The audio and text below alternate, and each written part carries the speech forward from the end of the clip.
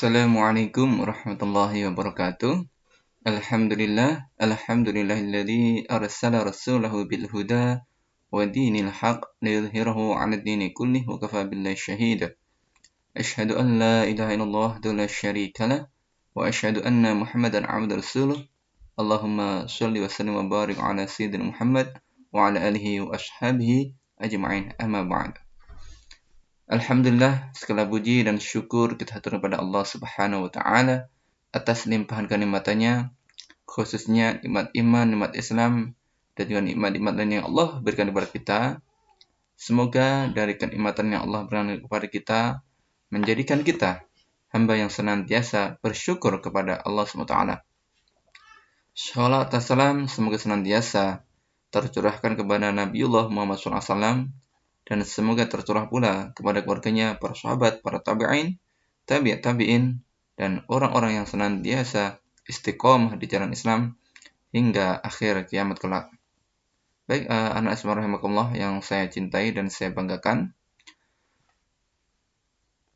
di bab yang telah tersampaikan kepada antum, yang bab terakhir kemarin tentang kejujuran, yaitu yang bab keempat ya, jujur dalam kehidupan sehari-hari. Bagaimana kemudian kita semuanya, antum semuanya punya sifat tersebut, memiliki sifat tersebut. Nah, ini sebagai pertemuan terakhir ya di bab ini, sekedar untuk menekankan kembali kaitannya dengan sifat jujur. Baik, anak-anak semuanya yang saya cintai, saya banggakan, hidup ini adalah pilihan. Ya. Hidup ini adalah pilihan. Apakah kita hendak memilih sesuatu yang baik untuk diri kita, atau justru kita memilih sesuatu hal yang membahayakan diri kita, tidak bermanfaat bagi kita, tidak berarti bagi, bahkan hal itu bisa mencelakakan kita. Nah, ini ada kebebasan bagi kita untuk memilih. Bahkan Nabi Muhammad SAW pernah suatu saat didatangi oleh malaikat Jibril, ya. Kemudian malaikat Jibril itu, ya Muhammad, wahai Muhammad itu, isma syi'ta fa innaka mayyitun. Hiduplah, ya, hiduplah isma syi'ta, hiduplah sekehendakmu, gitu ya. Hiduplah sekehendakmu, ya.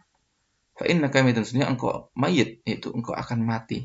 Nah, tapi ini apa yang disampaikan malaikat Jibril pada Muhammad ini adalah pelajaran bagi kita sebagai umatnya pula. Yang mana ketika hal ini tersampaikan kepada sahabat dan sampai ke kita, bahwasanya kita juga demikian, bahwasanya kita terserah mau hidup ya, hidup sesukamu gitu kan, hiduplah sesukamu, kita bebas kan hari ini mau apa, apa melakukan A, B sampai Z, bahkan lebih dari Z, pilihan-pilihan akan kita lakukan hari ini pilihan kita. Nah, tapi kemudian di situ diingatkan, tapi ingat ya, fa innaka mayyitun, engkau akan mati. Kau itu calon mati. Nah, dan dilatih wa'mal ma syi'ta, dan berbuatlah semaumu.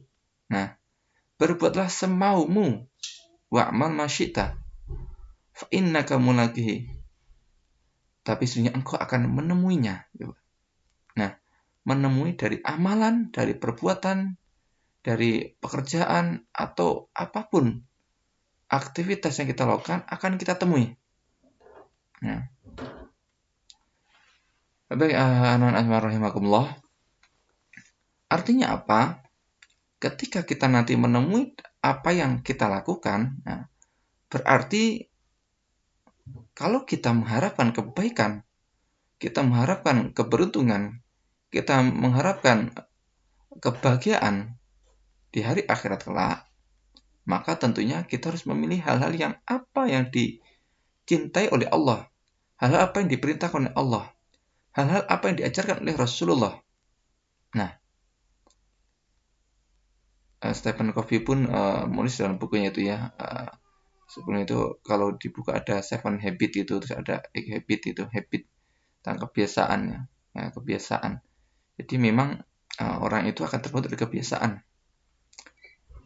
Maka sejak dini seperti antum ya, biasakan jujur. Biasakan jujur. Nanti ketika kita sudah terbiasa jujur, maka akan bohong itu pun juga rasanya nggak enak. Mau bohong itu rasanya berat. Bahkan lidah itu ketika diajak mau berbohong seakan-akan apa ya? Ya terikat gitu ya. Kaku untuk bohong. Nah, maka kita harus biasakan jujur ya. Kita berikan kebebasan apa yang akan kita lakukan, apa yang kita kerjakan. Tetapi amal perbuatan yang kita lakukan itu akan kita temui.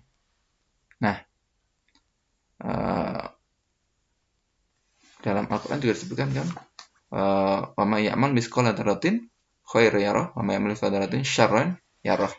Jadi dan siapapun yang berbuat khair ya, kebaikan, walaupun mithqala dzarrah ya, sebesar biji zarah. Ya, tapi apa? Yarahu, Allah melihatnya. Allah akan melihat. Berarti apa? Akan diperhitungkan. Ya, akan diperhitungkan. Artinya kebaikan sekecil apapun yang kita lakukan, walaupun ya, tidak dilihat oleh orang lain, tetapi Allah akan melihat kita, lihat amalan kita. Dan itu kemudian akan menjadikan Allah insya Allah ya, akan mendatangkan rahmat Allah. Mendatangkan kasih sayang Allah pada hambanya. Bahkan Syekh Masyayikh Rasyid itu juga mengingatkan dalam dalam tulisannya itu ya tentang bahkan itu dilakukan oleh beliau tulisannya itu yang artinya apakah engkau memiliki suatu hal kasirun bainak wa bainallah gitu ya, apakah engkau mempunyai sesuatu yang sirrun itu sesuatu yang tersembunyi, ada sesuatu yang memang tidak diketahui melainkan hanya kita dan Allah gitu ya.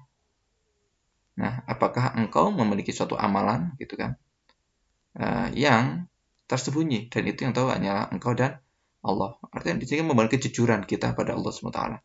Membangun kejujuran. Jujur. Bahkan perbuatan yang kita lakukan itu jujur untuk Allah Ta'ala, bukan untuk yang lain-lain. Maka dia pun menambahkan suatu sedekah yang kemudian disembunyikan. Nah, artinya sedekah itu benar jujur. Sedekahnya itu benar sedekah yang tidak ada udang di balik batu. Gitu ya. Sedekah yang memang jujur untuk orientasi pada Allah SWT, diikhlaskan untuk Allah. Nah, maka ikhlas itu juga bisa bermakna jujur, karena jujur, lurus, benar bahwasanya apa yang dilakukan itu adalah untuk Allah Subhanahu wa Ta'ala. Nah, anak bismillahirrahmanirrahim, dari apa yang telah saya sampaikan di beberapa pertemuan sebelumnya ya, di bab 4 ini tentang jujur dalam kehidupan sehari-hari, semoga diri kita dan antum khususnya ya, antum punya tekad yang kuat bahwasanya dengan kejujuranlah insya Allah akan mendatangkan rahmat kepada kita dan juga akan membawa keberkahan, dan dengan kejujuran insya Allah kesuksesan masa depan antum, sukses di dunia dan sukses di akhirat ada dalam genggaman antum. Nah, itu saja yang saya sampaikan di hari ini, dan kalian buka di halaman 66 ya.